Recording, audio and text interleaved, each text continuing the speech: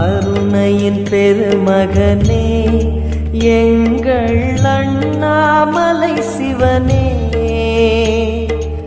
ஆடிய பாதத்தில் ஓரிடம் வேண்டும், ஆடிய பாதத்தில் ஓரிடம் வேண்டும். அருள்வாயீஸ்வரனே,